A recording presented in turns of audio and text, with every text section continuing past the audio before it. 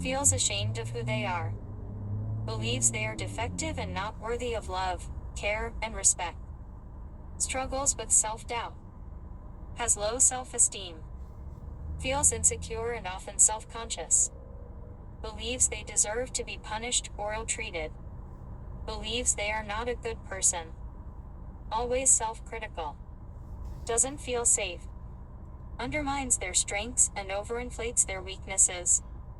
This is not even an exhaustive list.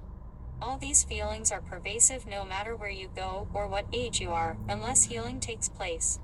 When your inner child still feels this way, it means that's how you feel about yourself at the core of your being. Your life becomes a reflection of these ingrained beliefs and feelings.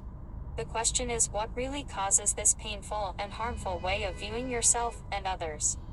Let's find out the answers in the next section. Things that caused you to feel unsafe in your childhood. Do you recall how your caregivers responded to you when you were young? When you expressed distress and reached out for help, what were the typical responses you would get? Below are common patterns you would notice from a child who was raised without adequate emotional attunement and experienced neglect on different levels. Merck, 2018. Having your ideas or opinions was shunned. You were forced to only go along with what was presented to you. This leads you to lose confidence in your thoughts or capabilities.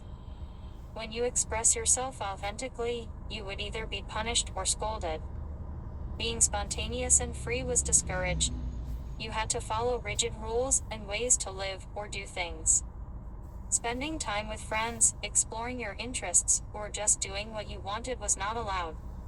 Showing negative feelings or emotions was not allowed.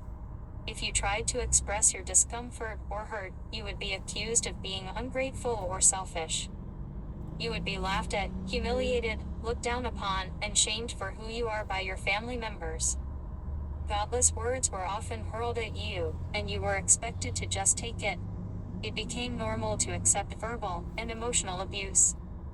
You were violated physically either by being beaten down or screamed at, pushed around, or your physical possessions like clothes or toys taken without your permission. Your caregivers made you feel responsible for their needs and happiness.